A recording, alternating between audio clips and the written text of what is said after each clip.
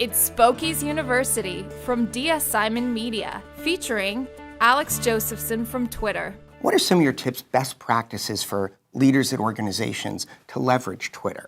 Yeah, I think when it comes to a leader of an organization, being a spokesperson or brand representative for a marketer or brand, there's really three pillars, three themes that are really important.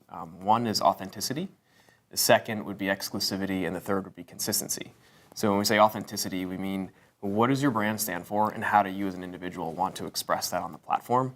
And the thing about Twitter is people are themselves on the platform. So whether you're a brand or you're a celebrity, the expectation from users and consumers is that you come across acting and sounding like a human being. Right. So if you were a CMO or a CEO or an influencer speaking on behalf of a brand, it's really important not to lose your authentic tone of voice and persona on the platform and not come across as mechanical or disingenuine, because the users, your audience, will pick up on that right away. Conversely, if you are authentic, they'll gravitate towards that and relate to that, and the engagement with your content, with your identity on the platform will pay off as a result. And authenticity and trust are going to be a key part of the SPOKEies judging criteria. Why is it now, maybe, that only spokespeople are being recognized? You think it's important that they are recognized finally? I think so. It's almost one of those things where when you read about you hear about the SPOKEies, you sort of think to yourself, well, why hasn't that existed historically? But I think we're at an interesting sort of cross-section within marketing today where suddenly PR and social are merging and becoming almost one platform, because it would be impossible today to write a PR strategy without taking social into consideration. Conversely, it's impossible today to write a social strategy without taking PR into consideration. The two sort of feed off each other and I think are almost synonymous with one another now. And that fits with the study you recently did that shows how effective video is within the Twitter platform. How important is that for a spokesperson to be creating video content that you're using as part of your Twitter programs? Yeah, so that's something that's evolved over time, right? When Twitter was born as a platform and as a service, it was 140 characters.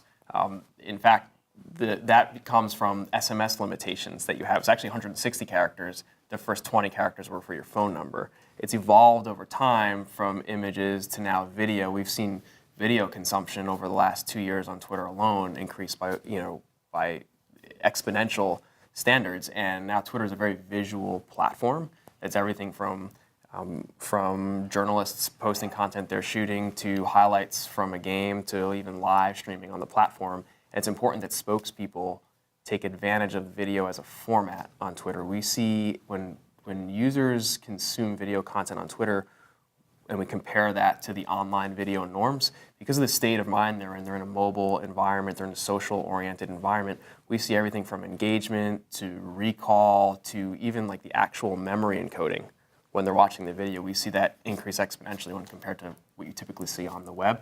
And it's really, really important for spokespeople to take advantage of that and not just be tweeting text-based content, but to be leveraging video tools to get their message out.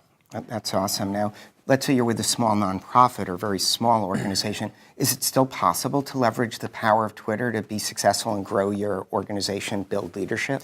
Absolutely. I think it's, in fact, we often see nonprofits and NGOs take some of the most creative approaches on the platform as a result for having to be, really having to make the most of the resources at their fingertips. They're not relying on heavy budgets, production budgets or media budgets or large teams or even what have you, because they have to sort of be entrepreneurial and grassroots. And the beauty of social and the beauty of Twitter is you can really leverage the platform to get outsized or disproportionate return on your investment of your time. Traditional media, if you can either afford a spot during the Super Bowl or you can't. You can either afford the billboards in Times Square, you can, or the print ad in the New York Times, or you can't.